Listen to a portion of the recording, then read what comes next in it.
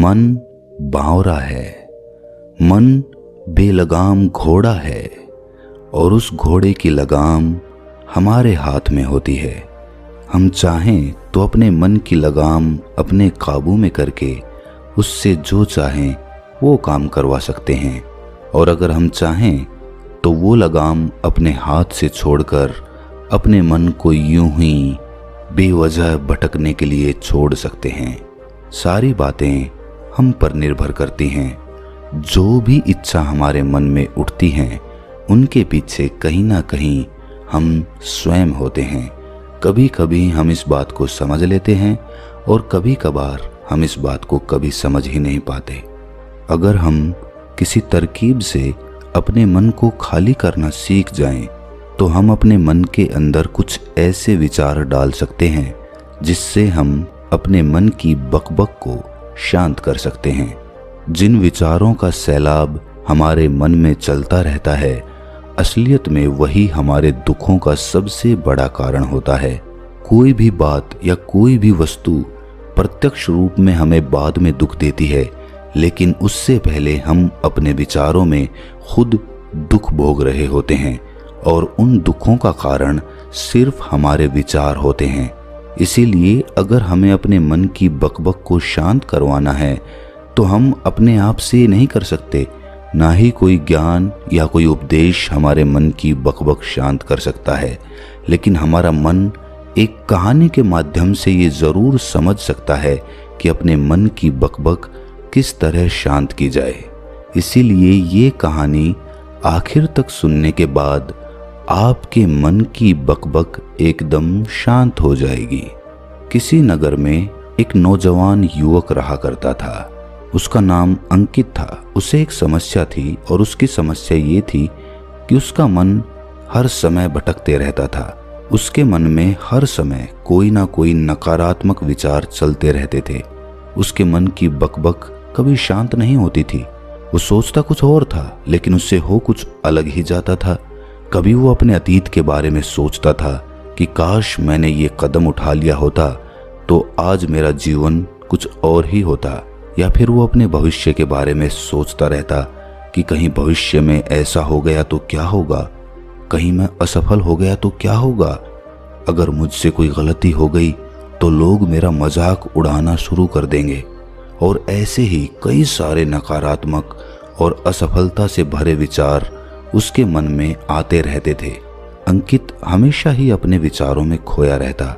वो अपने विचारों से मुक्ति पाना चाहता था। अंकित चाहता था कि उसके मन में कोई भी फालतू का विचार ना आए, लेकिन उसके चाहने से कुछ नहीं होता था, क्योंकि उसके मन में विचारों का सैलाब हमेशा चलता रहता था। एक दिन अपने मन के विचारों से परेशान होकर वो एक जंगल में एक बौद्ध भिक्षु के पास पहुंच जाता है। बौद्ध भिक्षु के पास पहुंचकर अंकित अपने जीवन की एक घटना बताता है, और वो उन्हें ये भी बताता है कि उस घटना ने उसके दिमाग और उसके मन पर किस प्रकार प्रभाव छोड़ा। अंकित ने कहना शुरू किया कि बचपन में मैं बहुत ही निर्भीक बच्चा हुआ करता था। मुझे किसी का कोई डर नहीं था।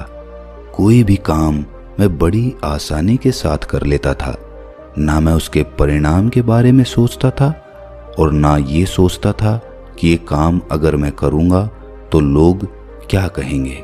लेकिन कुछ सालों पहले आर्थिक रूप से मजबूत होने के लिए मैंने कुछ धन घर वालों से लेकर एक नया काम शुरू करने का सोचा। उस काम के बारे में मुझे सभी ने राय दी कि इस काम में ज़्यादा मुनाफा नहीं होगा, तुम्हें नुकसान हो सकता है। मेरे घर वालों ने भी मुझे समझाया, लेकिन मैं अपनी बात पर अड़ा हुआ था और उस काम को करना चाहता था। और जब मैंने जिद की तो घर वालों ने कुछ धन मुझे दे दिया।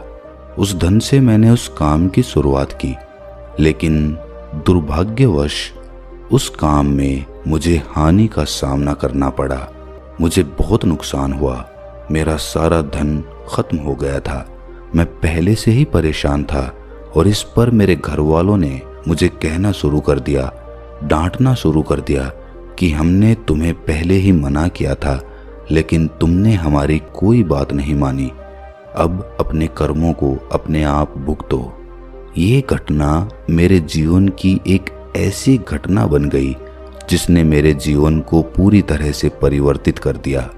अब जो भी काम मैं करने की सोचता हूँ तो मेरे मन में एक डर समा जाता है।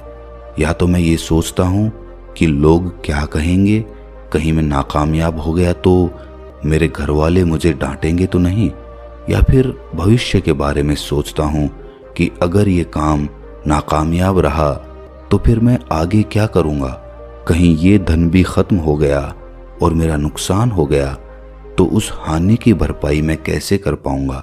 और ऐसे ही विचारों की वजह से मैं कोई भी काम शुरू नहीं कर पाता और मेरे मन में इन्हीं विचारों की बकबक चलती रहती है। मैं बहुत परेशान हो गया हूँ। मैं इन विचारों से छुटकारा चाहता हूँ। मैं अपने मन की बकबक को शांत करना चाहता हूँ। मैं जानता हूँ कि ये नकारात्मक विचार हैं, लेकिन फिर भी इनसे छुटकारा हासिल नहीं हो पाता।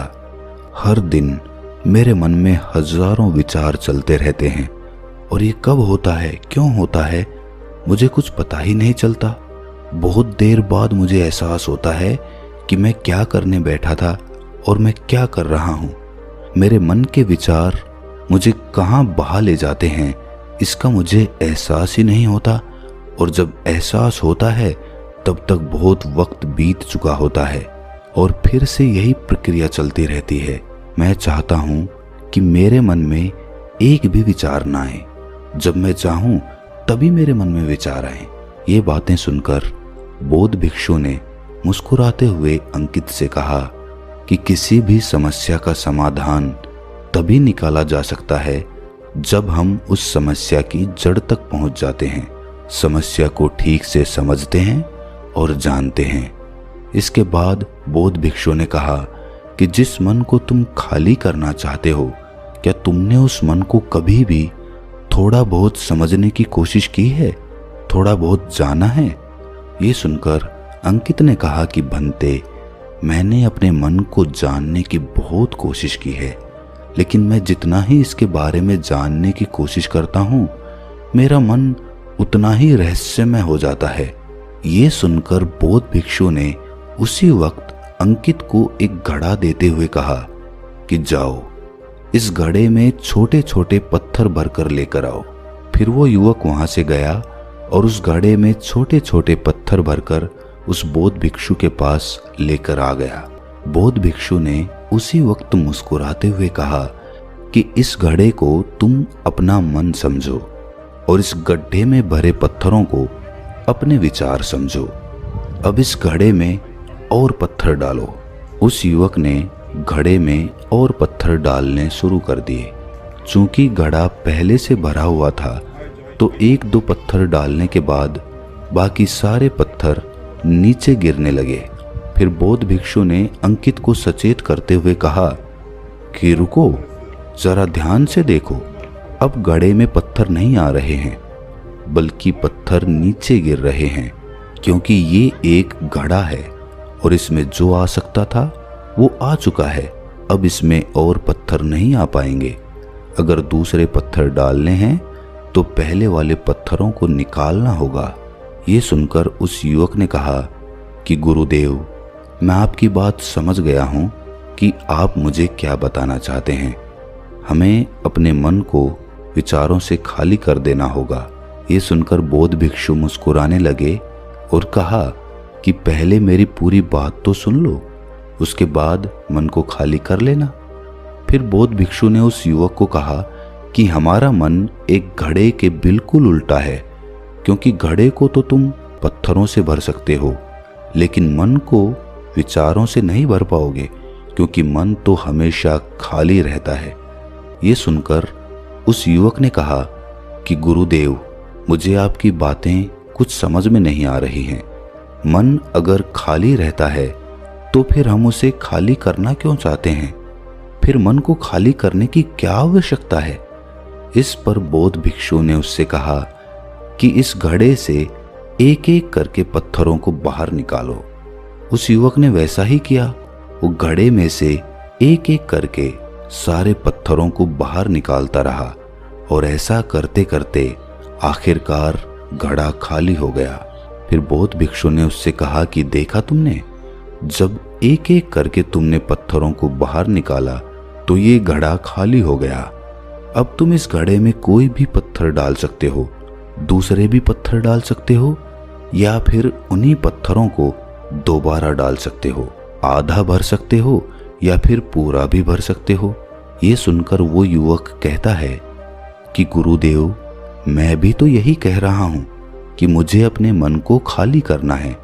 ये तो एक पत्थर है जिसे आसानी से निकाला जा सकता है और घड़े को खाली किया जा सकता है, लेकिन गुरुदेव, मैं अपने मन को खाली कैसे करूं?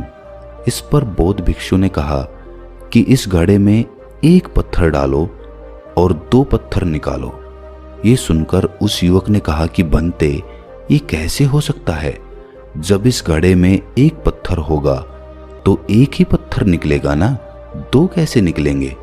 इस पर बौद्ध भिक्षु ने कहा कि ऐसा नहीं हो सकता है, तो तुम ऐसा करो कि इस घड़े में 2 पत्थर डालो और 4 निकालो।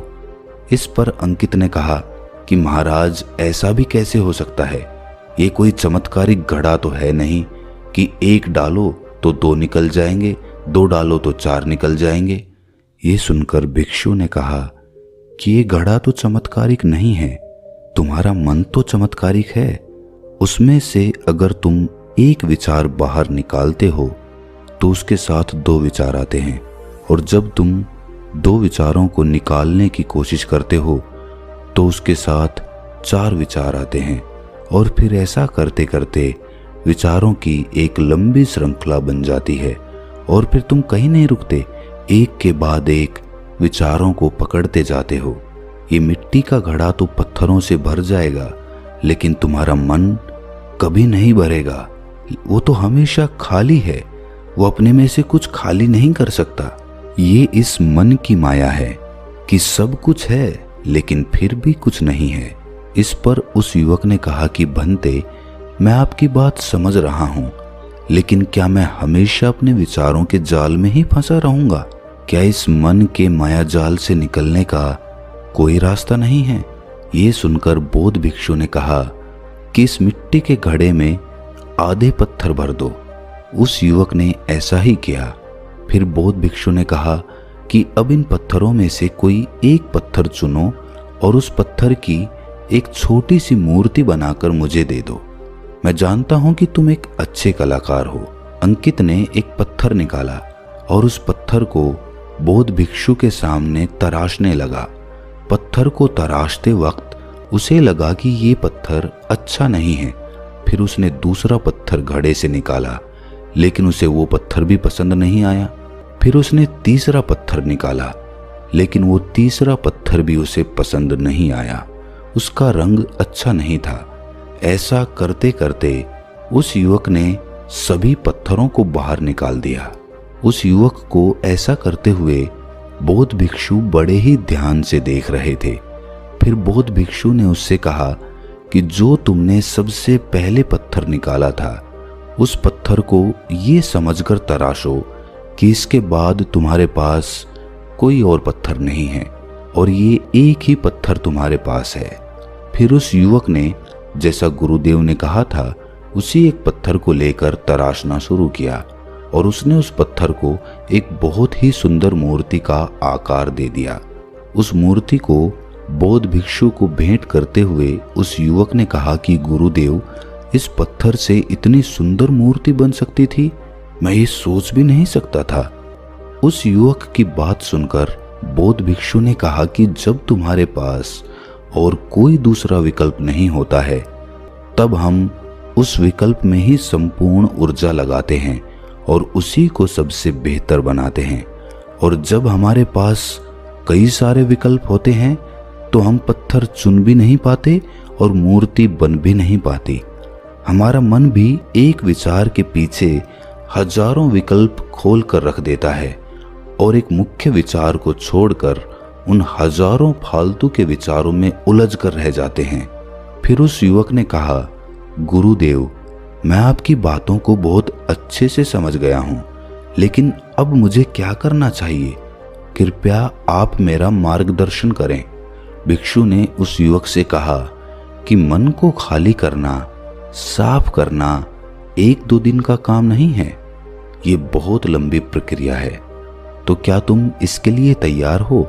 वो युवक कहता है कि जी गुरुदेव, मैं तैयार हूँ, चाहे कितनी भी लंबी प्रक्रिया क्यों ना हो।